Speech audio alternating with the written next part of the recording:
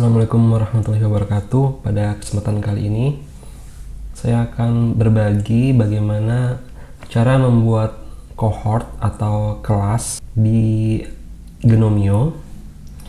Kenapa kita perlu membuat cohort? Karena dengan cohort nantinya kita bisa mengkategorikan siswa atau mahasiswa kita berdasarkan kelasnya. Jadi kita tidak perlu untuk memasukkan siswa atau mahasiswa secara satu persatu, tapi kita bisa langsung memasukkan secara otomatis berdasarkan kategori kelasnya. Pada kesempatan ini saya akan berbagi bagaimana cara membuat cohort secara manual maupun secara otomatis. Baik, yang pertama kita perlu login dulu ya. Kita login seperti biasa. Nah, setelah berhasil login, kita ke site administration. Selanjutnya kita ke menu user, lalu kita pilih cohorts ya.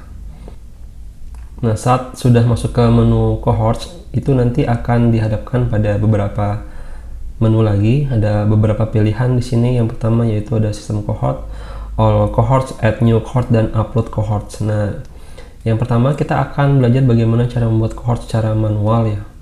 Pertama yang harus kita lakukan adalah kita pilih add new cohort sini untuk membuat cohort secara manual. Nah, namanya kita bisa mengisikan dengan nama kelasnya ya. Contohnya di sini saya akan membuat sesuai dengan angkatan ya. Misalkan mahasiswa angkatan 2017 misalkan 2017. Kemudian yang konteksnya ini kita kosongkan saja ya. Kemudian yang cohort ID-nya kita tentukan juga. Ini terserah kita ya. Ini akan saya buat 2017. Jadi cohort ID-nya 2017, description-nya boleh kosong, boleh juga kita isikan. Jadi ini menerangkan kelas ini kelas apa gitu. Misalkan kelas pendidikan informatika angkatan 2017. Kemudian kalau sudah kita save changes. Setelah berhasil, maka akan tampil di sistem cohortnya akan nampak angkatan 2017. Ini nama kelas atau nama cohort yang sudah kita buat tadi.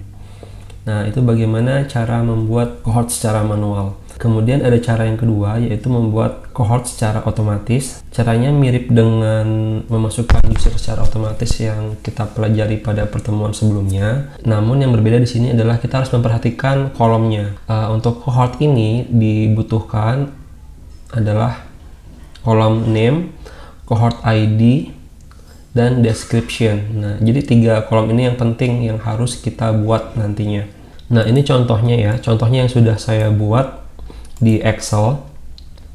Jadi ada 6 angkatan lagi, yaitu dari angkatan 2018 sampai 2021. Ini sudah saya buat seperti ini ya. Ada name, cohort ID, dan description. Jadi teman-teman perlu membuat 3 kolom ini agar bisa membuat cohort secara otomatis nantinya. Baik, kalau sudah jangan lupa kita save ya. Save dengan format CSV ya.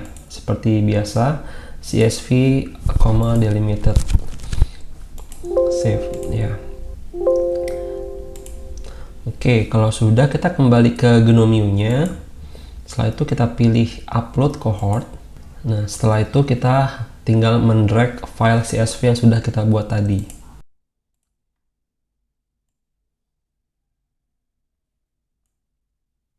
Oke, kalau sudah terupload kita bisa melihat melalui previewnya. Nah, previewnya seperti ini ya. Jadi ini sesuai dengan yang kita buat tadi. Kalau sudah benar, kita klik upload cohorts. Setelah itu continue. Nah, ini adalah cohort yang sudah berhasil dibuat tadi ya.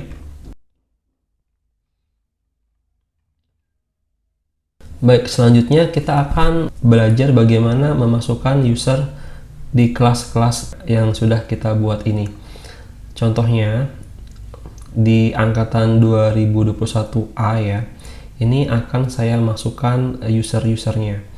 Caranya kita ke menu assign ya, di sini yang gambar orang ini. Kita klik assign. Setelah itu kita pilih yang khusus yang kelas A ya. Maka sesuai yang sudah saya buat kemarin, filternya kita pakai PTIKA. Jadi ini search ini bisa sekaligus filter dia. Kita ketikkan saja PTIKA. Oke. Nah, PTIKA, maka seluruh siswa yang memiliki nama panjang PTIKA maka akan tampil di sini. Selanjutnya adalah kita perlu untuk memilih semua atau beberapa ya. Jadi ini terserah kita, tapi karena ini kelas A semua maka semuanya akan saya masukkan di sini. Kita pilih semua, saya klik satu, kemudian klik Ctrl A ya buat memilih semua. Setelah terpilih semua, kemudian klik Add. Nah, maka nanti akan pindah ke kolom yang current usernya. Setelah itu kita klik Back to Cohorts. Nah, jika sudah berhasil memasukkan user tadi, maka bisa kita lihat di cohort size-nya, maka dia akan berubah juga. Nah, tadi karena ada 35 user yang saya masukkan di kelas angkatan 2021A, maka cohort size-nya menjadi 35 juga.